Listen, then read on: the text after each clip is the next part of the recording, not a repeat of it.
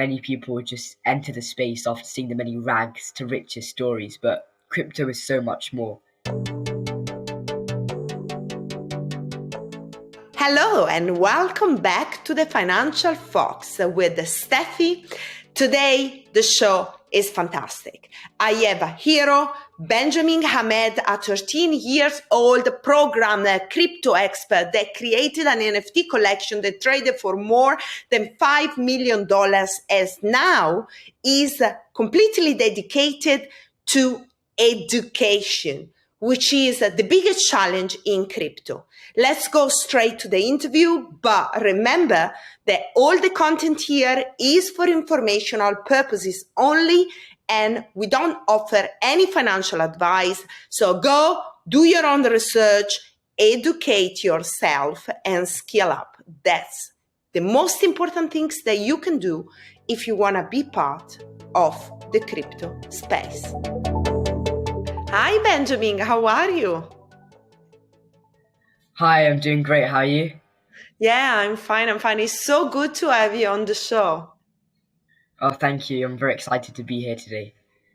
Okay, so I think let's start like that. For everybody that doesn't know who you are and how you got involved in crypto, I think it might be helpful if you can give some information about your background and what got you excited about NFT in particular.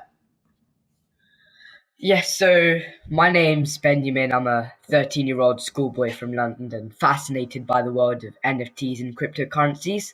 From a young age, I've always had an interest in coding. So I was about 5, my brother was about 6, and my dad would often come home, bring out his laptop and start coding. And me and my brother would just sniff around and see what he was doing. And he noticed our curiosity, so he got us set up with laptops and we started coding. Originally just as a small little fun learning experience we'd do here and then, but eventually we got a lot more serious. So we started doing daily coding challenges consistently, and I still do them every day to this day. I've done mine for the day today, and my coding interest really got me attracted to the NFT space. So last year, about January, my dad had taught me about crypto and currencies and Bitcoin and Ethereum. But out of the group, me, my dad, and my brother, I really investigated NFTs a bit more, as I was fascinated by the way art and development interlocked with each other. So that's what got me inspired to create my own collection. And I created a first collection, didn't sell any, but it was a great learning experience. I then created a second collection, which was a generative art collection called Weird Wells, and it went viral, sold out within a few hours, and my net worth had gone from 0 to 7 figures on that day. So it was an amazing day and probably the happiest day of my life. Wow. And obviously you were able to kind of monetize on your creation. So how was the feeling about, starting like for fun, creating something to get to the stage where you are actually making more money than any average person can think of? Yes, so I always think that the best way to enter a space is to experiment within the space. So instead of being sat on the sidelines watching the space move, it's better just to get involved, just get out there, get on Twitter where most of the NFT space is thriving right now, get into all these Discord servers. And that's exactly what I did. I don't know how to code Python. I've been learning JavaScript, HTML, and CSS, but Python was a key part of creating your NFTs, as you put in all your different traits and base layers. So a trait could be a hat or maybe sunglasses, and then your base layer could be if it's a human or a cyborg or an animal, and you then put all these traits into a Python script which generates your collection. So you put all your rarities for each trait as you specify in the Python script, and it generates your collection into a folder. And I don't have any background in Python, so I had to get out there, get into the Discords, contact people, ask people about this specific stage of the process. And through that, I was able to meet a radiologist from South Africa who goes by the screen name V. And I was able to connect with someone online who lived all the way on the other side of the globe. And I was able to then launch my collection just by getting out there and talking to people. Gosh, that makes me really emotional because I mean, in the podcast, I'm always, we've got different people. They come to me and say, "Oh, I want to get into crypto," but they don't know how to do it, and they are not willing to make the extra mile to learn. And hearing that from you, I didn't know anything. I'm just gonna get out there and I'm gonna get all the information I need. I'm gonna get skill up, and then I'm gonna be able to play the game. And I think that is so important because the education, I mean, you probably feel that as well. The education in crypto is a big problem, right? Yeah, yes. As you mentioned, it's a massive problem. Many people just enter the space after seeing the many rags to riches stories, but crypto is so much more. And listen, when you are talking to your mates, to your friends at school, I mean, do you see that the younger people or your friends, they are keen to get more into crypto? How do you feel that? Because obviously I'm talking from my point, I'm another generation. Then you see older people, they might have got, they are a bit skeptical. Asking to you, you are the next generation. How the next generation feel about crypto and the opportunity there? Yes, so in terms of my school year, not many people really understand crypto and NFTs, but I feel like younger people will be able to take it more in and be willing to change as you educate them about this space. As us younger people, we have experience buying digital goods, for example, V-Bucks in Fortnite or Robux in Roblox. So we understand what it feels like to buy digital goods and cosmetics online in all these different games, and NFTs is similar. You buy the NFT with this currency, which is Ethereum or Solana or any other currency. So I feel like the younger generation will definitely grasp NFTs and crypto more easy. So basically, let's say we are talking about Roblox and metaverses. So why a young person will be more willing to spend their money for a digital assets, a digital accessory, or anything to accessorize the avatar, rather than use this money for something else? Tell me a little bit what's the mechanism, the dynamics that you say, right, if my dad, my mom gives me a little bit of money, I'm just going to use them there. Why? Yes, so people love buying these different cosmetics in the game to make their characters look better. For example, in Fortnite, you maybe buy a different pickaxe or a glider to make yourself look better, and these skins really don't have that much utility apart from making yourself look better in the game. And people spend billions of dollars of buying these cosmetics in games, but then they hate on NFTs. NFTs are so much more. They have way more utility than just these skins you can buy in these games. As let's say I was playing Fortnite, I bought a skin and then I really fell out with the game. I didn't want to play it anymore. My skins are locked in that game forever. I can't move it from Fortnite to another game. Whereas with NFTs, it provides a decentralized layer where a platform can build on top of it, and then I own my goods wherever I go. Yeah, I think that's a very important point. Before we come into that, um, still sticking with the virtual world, is that the place where younger generation they interact more with themselves? So is that the place for you to socialize more? Yes, younger people socialize more online. So whenever I'm talking to my dad, he would often say, "Oh, in my day, I'd go outside, play with kids in my area, have cycle rides, walks around the area." But now, as a generation, we're moving more online. These games will become more like a sandbox and a social place for people to interact with other people, not necessarily just in their area, but people all around the globe as well. Okay, that's yeah, that's very interesting to hear. So let's go back to NFTs, and I mean, last year and for the last couple of years, there was a lot of excitement, a lot of hype. I mean, you have seen the price of NFT, they were crazy, right? Now we got to a stage where things are correcting, all the economic backdrop is a little bit different, crypto is in a bear market. So what is next for NFTs? Sometimes I like to think about we need more utility. Do you agree on that? Or what is your take on the future of NFTs?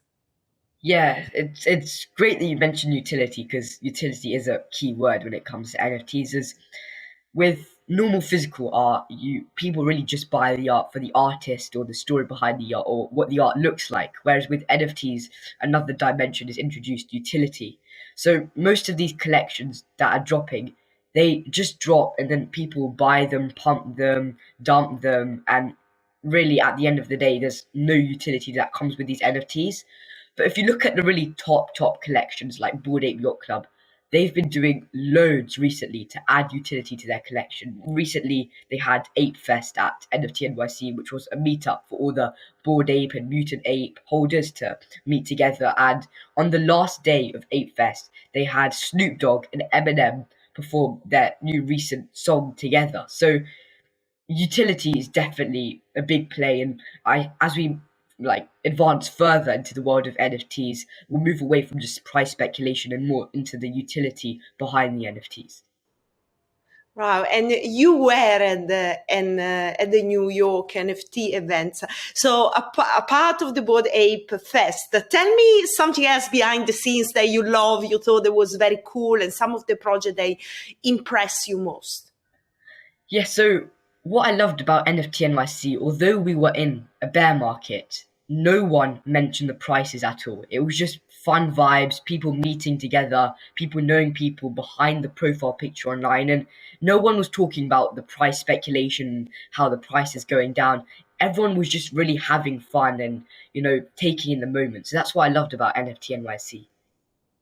Wow. And listen, most of the NFTs project has built on Ethereum. Okay. Then they moved to Polygon. What, because you talk about before about being able to move your assets outside the game in different worlds.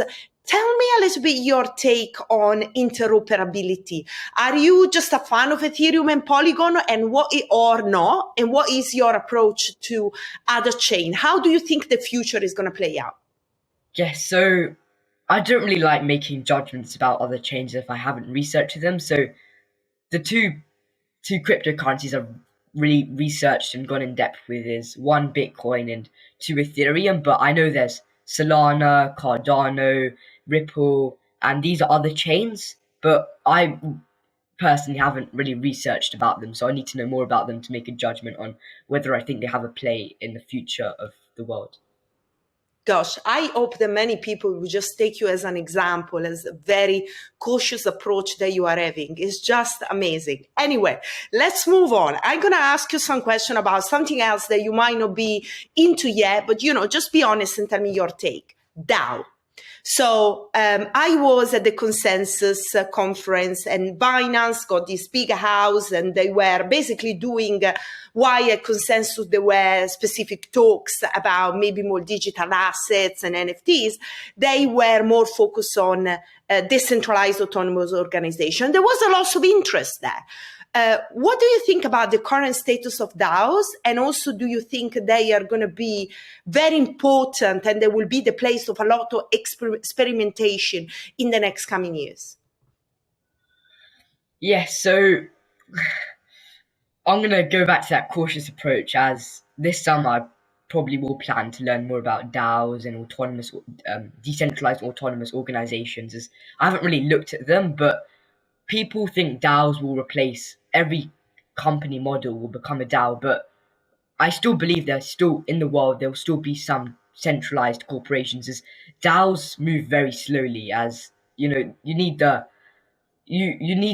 consensus from everyone in that DAO group who holds that token. So DAOs currently do move very slowly, and centralized startups move quicker.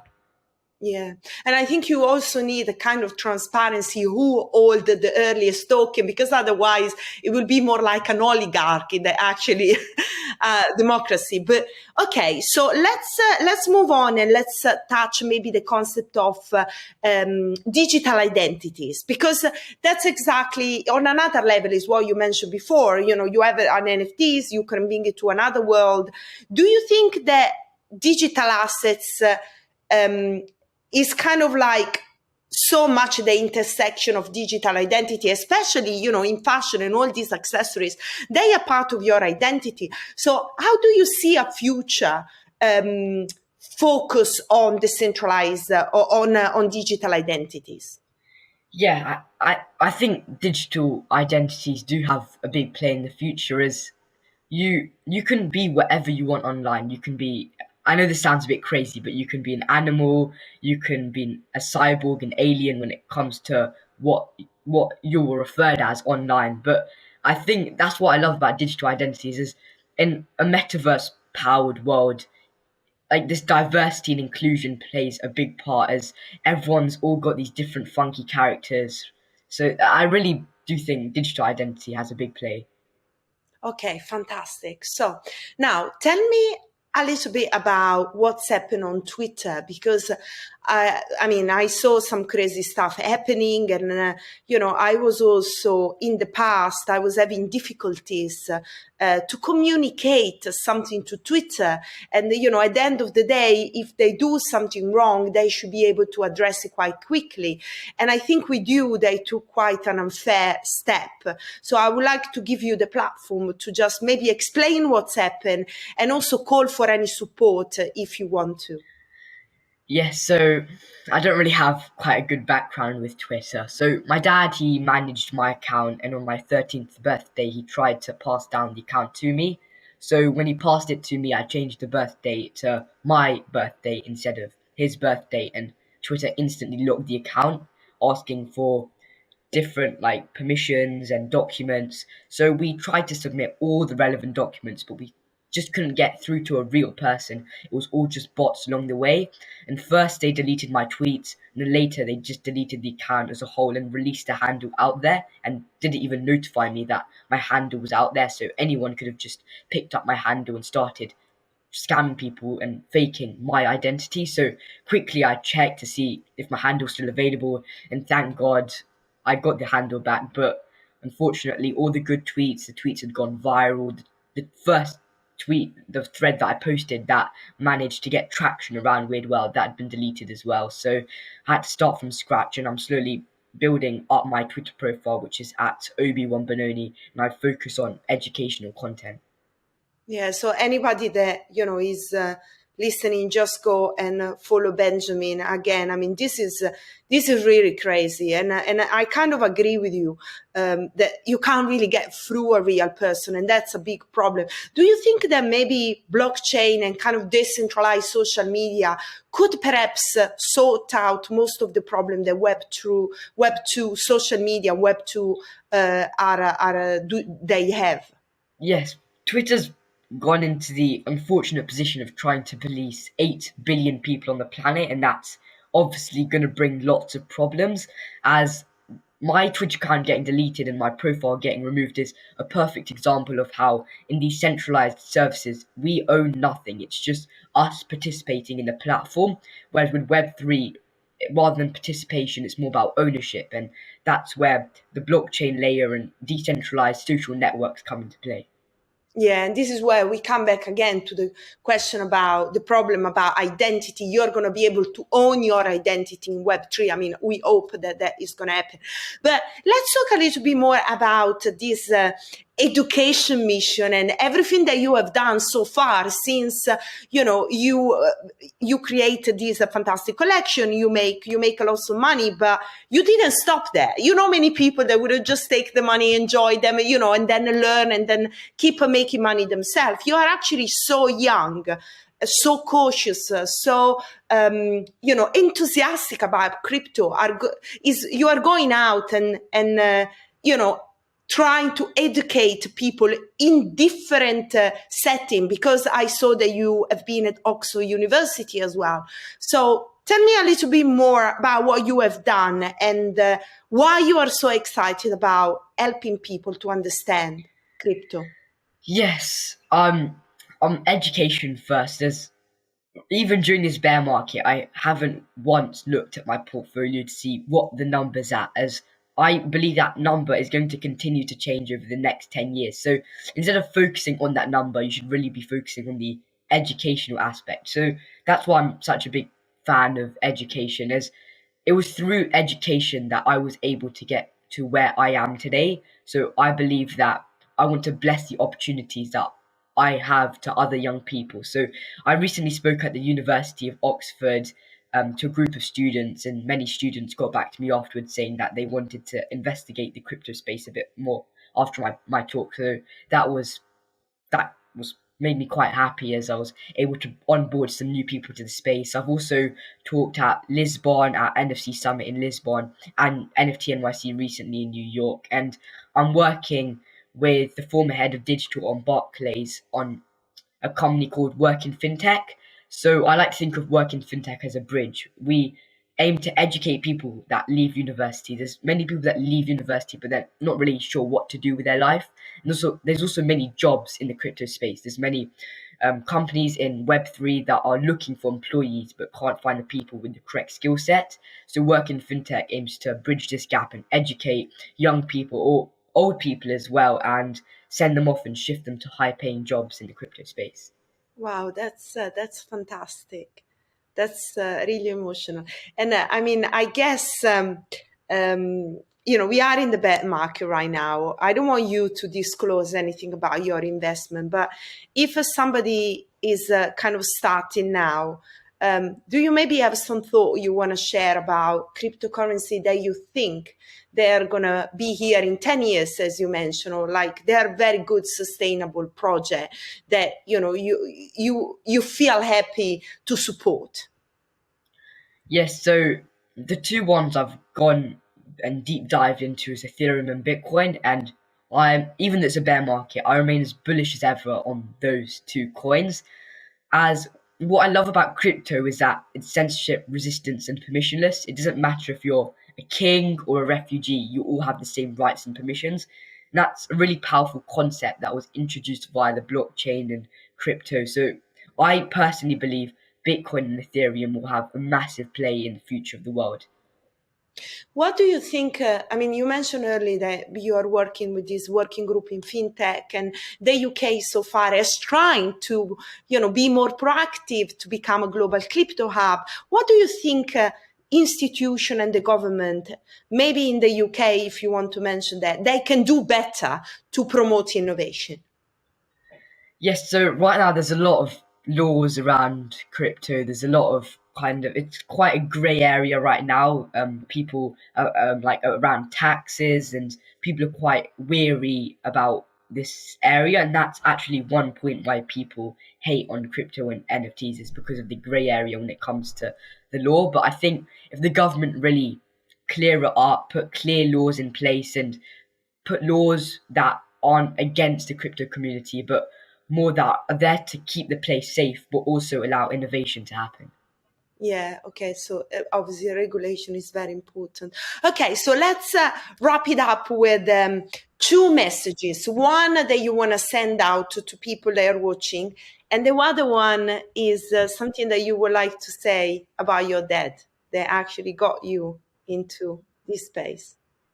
Yes, so the first message I'd like to send out to everyone is, I know I've mentioned this a lot throughout this show, but education is key. You've got to educate yourself if you want to be in this space for the long term, 5 to 10 years, when the real opportunities will come. Educating yourself now is the best way to position yourself for that future. And the second point is, I'd like to thank my dad for teaching me and getting me into this position where I am today, and his support has been incredible. Wow, it's great. Thank you so much, Benjamin. And again, anybody that is watching, go on Twitter, follow Benjamin. Benjamin, repeat your Twitter handle so everybody know where to find you. At Obi-Wan Benoni, OBIWANBENONI. Fantastic. And anybody has got questions, just contact Benjamin, that is doing so much amazing work to educate and help people to get in crypto with the right attitude. That's very important. Benjamin, thank you so much for coming on the show. Thank you for having me. All right.